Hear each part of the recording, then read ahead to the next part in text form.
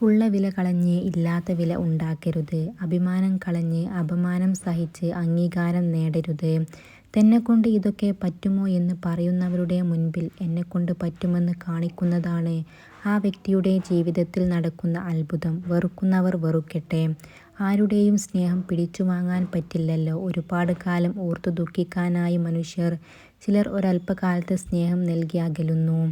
ഒരു പുരുഷൻ നിങ്ങളെ ശരിക്കും സ്നേഹിക്കുന്നു എന്നതിൻ്റെ സൂചനകൾ: നിങ്ങൾക്ക് മുൻഗണന നൽകുന്നു, നിങ്ങളെ കേൾക്കുന്നു, നിങ്ങളെ സംരക്ഷിക്കുന്നു, നിങ്ങൾക്ക് വേണ്ടി ത്യാഗങ്ങൾ സഹിക്കുന്നു, നിങ്ങളുടെ ഭാവിയെക്കുറിച്ച് അവർ സംസാരിക്കുന്നു, നിങ്ങളുടെ പ്രശ്നങ്ങൾ പരിഹരിക്കാൻ അവർ ശ്രമിക്കുന്നു, നിങ്ങളുടെ സ്വാതന്ത്ര്യത്തെ അവർ മാനിക്കുന്നു.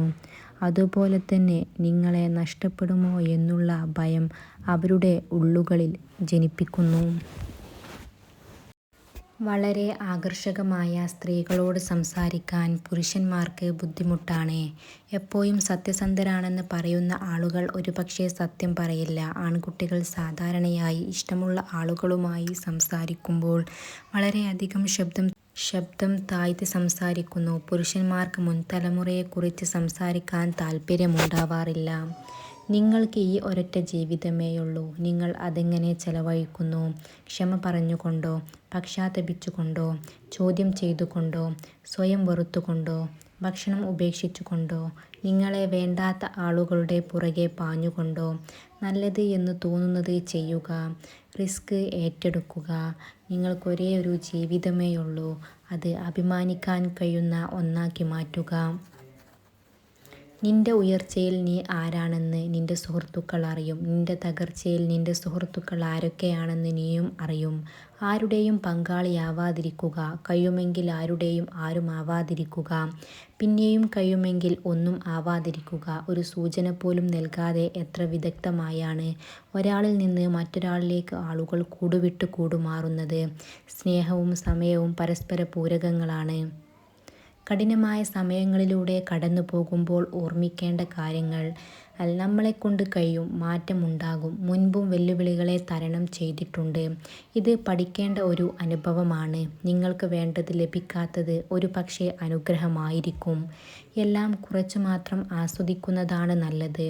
നിങ്ങൾ നിങ്ങളോട് കാണിക്കുന്നതാണ് ഏറ്റവും നല്ല മരുന്ന്. മറ്റുള്ളവരുടെ എതിർപ്പിനെക്കുറിച്ച് ആശങ്കപ്പെടേണ്ട കാര്യമില്ല. നിങ്ങൾ എപ്പോഴും നന്ദിയുള്ളവർ ആയിരിക്കാൻ ശ്രമിക്കുകയാണ് വേണ്ടത്. ആളുകൾ തിരക്കിലായിരിക്കും, കൂടുതൽ സന്തുഷ്ടരാകുന്നു. തലച്ചോറ് പകൽ സമയത്തേക്കാൾ രാത്രിയിൽ സജീവമാണ്. അമിതമായി ചിന്തിക്കുന്നവർക്ക് ഉയർന്ന ബുദ്ധിശക്തി ഉണ്ടാകും. സ്നേഹിക്കുന്ന ഒരാളുമായി കൈകോർത്ത് പിടിക്കുന്നത് ശാരീരിക വേദനയും സമ്മർദ്ദവും കുറക്കും. നമ്മുടെ മാനസികാവസ്ഥയും വികാരങ്ങളിലും സംഗീതത്തിന് വലിയ പങ്കുണ്ട്. ആരൊക്കെ നമ്മുടെ ചുറ്റും ഉണ്ടെങ്കിലും നമ്മളെന്ന് പറഞ്ഞ ഒരു സ്പേസ് ഉണ്ടല്ലോ, നമ്മൾ കാൽ ഉറപ്പിച്ചു നിൽക്കുന്ന സ്ഥലം, നമ്മുടെ ആലോചനകളുടെ സ്പേസ് എന്ന് പറഞ്ഞ സ്ഥലത്ത് നമ്മൾ ഒറ്റക്കാണ്. അവിടെ നമ്മൾ നമ്മളെ തന്നെ സപ്പോർട്ട് ചെയ്യേണ്ടതുണ്ട്. പകർച്ചവ്യാധിയാകാം. കൂടുതൽ തവണ ചിരിക്കുന്ന ആളുകൾക്ക് വേദന സഹിക്കാൻ കഴിയും. മൾട്ടി ടാസ്കിംഗ് യഥാർത്ഥത്തിൽ ഉൽപ്പാദനക്ഷമത കുറയ്ക്കുകയും സമ്മർദ്ദനില വർദ്ധിപ്പിക്കുകയും ചെയ്യുന്നു. നിങ്ങളുടെ ചിന്തകളും വികാരങ്ങളും എഴുതുന്നത് സമ്മർദ്ദവും ഉത്കണ്ഠയും കുറയ്ക്കാൻ സഹായിക്കും എന്ന് മനസ്സിലാക്കുക. ഒരു കള്ളം നിങ്ങൾ വേണ്ടത്ര ആവർത്തിക്കുന്നുവെങ്കിൽ അത് വിശ്വസനീയമായിത്തീരും. വിജയം ആർക്കും കൊണ്ടാടാം. ശക്തനു മാത്രമേ പരാജയം നേരിടാനാവൂ.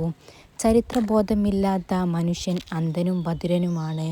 യുവത്വം കാത്തുസൂക്ഷിക്കുന്നവന് ഉള്ളതാണ്. ഭാവിയും ഒരു രാജ്യം കീഴടക്കണമെങ്കിൽ ആദ്യം അവിടുത്തെ ജനങ്ങളെ നിങ്ങൾ നിരായുധരാക്കണം. പതിവായി ശാരീരിക വ്യായാമത്തിൽ ഏർപ്പെടുന്ന ആളുകൾക്ക് മികച്ച ആത്മാഭിമാനവും ശരീരപ്രതിച്ഛായയും ഉണ്ടാകും. ഒരു പുതിയ ശീലം രൂപപ്പെടുത്താൻ ഏകദേശം 66 ദിവസമെടുക്കും. ഉയർന്ന അളവിലുള്ള സമ്മർദ്ദം ഓർമ്മയെയും വൈജ്ഞാനിക പ്രവർത്തനത്തെയും തകരാറിലാക്കും.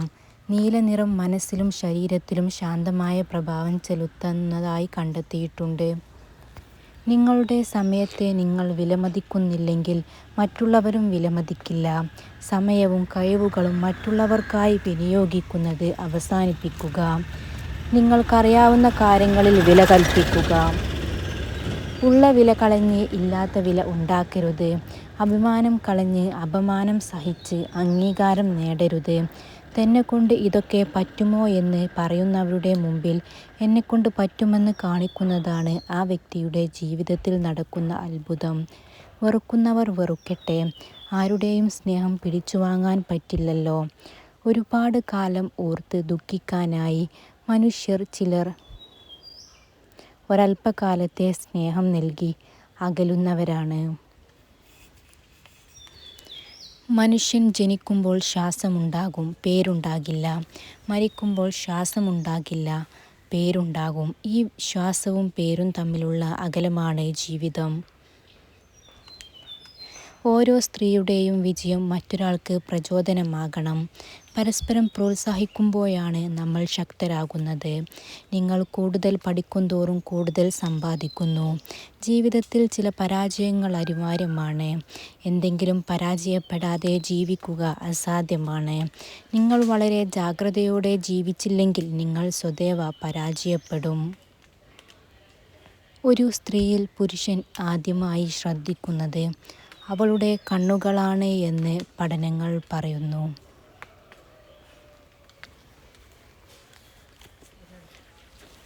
കഠിനമായ സമയങ്ങളിലൂടെ കടന്നു പോകുമ്പോൾ ഓർമ്മിക്കേണ്ട കാര്യങ്ങളെല്ലാം നമ്മളെക്കൊണ്ട് കഴിയും, മാറ്റമുണ്ടാകും.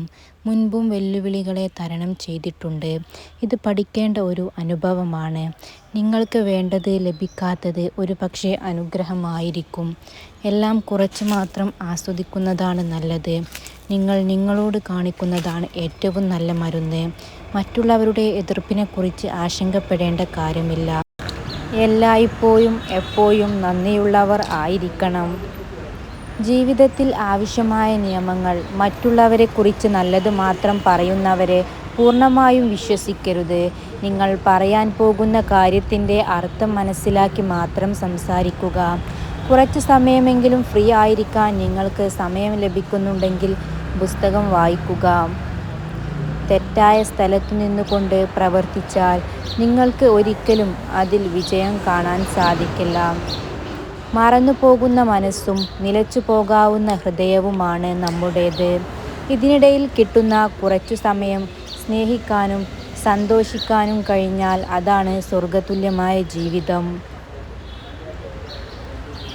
ഇഷ്ടം തോന്നിയപ്പോൾ പറയാനുള്ള സ്വാതന്ത്ര്യം നിങ്ങൾക്കുണ്ടായിരുന്നെങ്കിൽ ഇഷ്ടമില്ലാതാകുമ്പോൾ പറയാനുള്ള ബാധ്യതയും നിങ്ങൾക്കുണ്ട്. ഒരു വ്യക്തി ജനിക്കുമ്പോൾ വിശ്വാസമുണ്ടാകും, പേരുണ്ടാകില്ല.